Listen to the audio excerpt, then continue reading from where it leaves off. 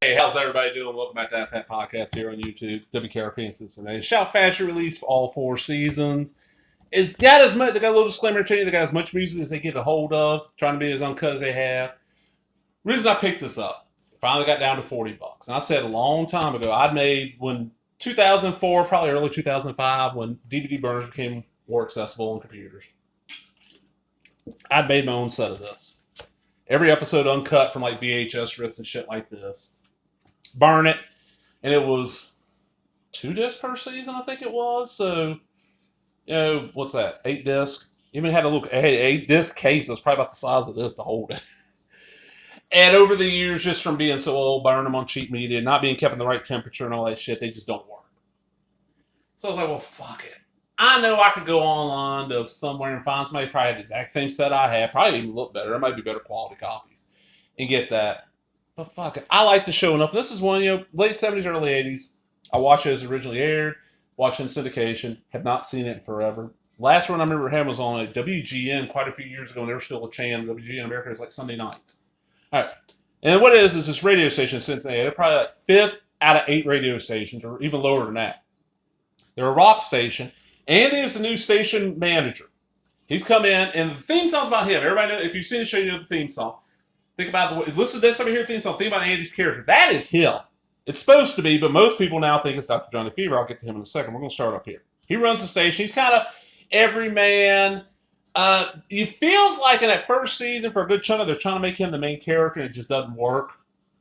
We got Les Nessman, the newsman. He won like the Buckeye blah blah blah award. He's got an office. His desk is in the big open pit office for everybody else. But he's got like tape on the floor, and that's his walls, and you got to knock at the imaginary door. That's Mr. Carlson. He runs it. Knows the big guy. His mom and his wife keep him under their thumb. He's kind of dumb. Venus, if I remember right, draft dodger, evening DJ, kind of ladies man. Herb, he's in charge of sales and advertising. He is sleazy as hell. He's always trying to hit on women. He wears the ugliest suit you ever seen.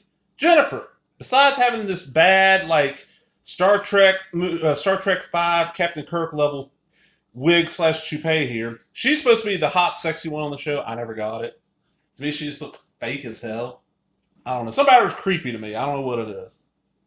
But she's a receptionist. She dates all these old guys that pay all her bills. And she gets paid good on this job, too. And she actually runs the place pretty much because Mr. Carlson doesn't know what the fuck he's doing. But it's fucked up. Dr. Johnny Fever, my favorite character as a kid, still my favorite character. I like all of them now. As a kid, he was my favorite. He was the late night DJ. He's the guy that he's been kicked out of every radio station. Remember, there's a big plot line in the first episode. He got kicked out of the station somewhere out in the Southwest for saying booger on the air. And Andy's like, you can say booger, and he ends the episode, yeah, booger. And then we got Bailey. She's like the assistant. She's actually the prettier of the 2 main women on the show to me, but she's the assistant. And they kind of, throughout the series, have like her trying to hook up with Johnny, her and Andy. I think Herb's trying to hook up with her. They're trying to fuck everybody on here. Let's check out how this is. Nice box. It ain't nothing heavy duty, but it'll hold up. It's 2 cases. Oh, there's season 1 and 2, and it's 3 discs per season. That's always cool. And then we got seasons 3 and 4. Great show. I don't really think there's any extras at all in this, and I don't know because it's 88 episodes total. That's why I didn't learn this so recently. There is a new WKRP in Cincinnati. It's like early 90s or late 80s. I don't remember exactly when it had like Tony Katang. Les came back. Herb came back. I think Mr. Carlson came back. Nobody else on this side. Like, just the hand up came back. Tony Katang's like the night DJ. And it was made originally because they were having trouble keeping WKRP in syndication because for syndication for a sitcom, they want 100 episodes by that time frame. Because by then they were showing a lot of these shows, they showed 2 a day.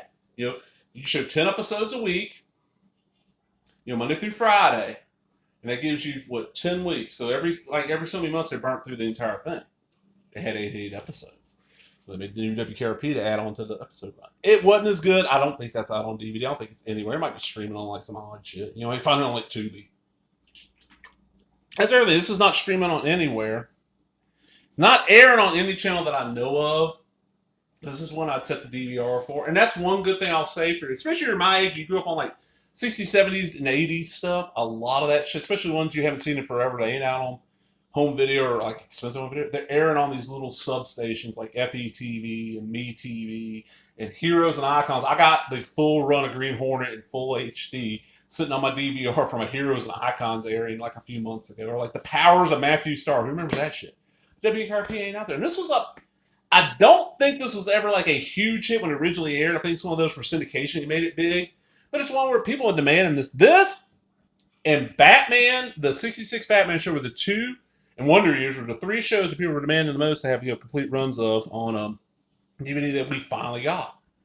And Batman took forever. This took a long time. And Wonder Years, it took a long time on that. But I'm out, everybody. Hope you enjoyed that. Remember, if you did, give me a thumbs up, leave a comment, subscribe, all the other bullshit. Talk to everybody later. Bye-bye.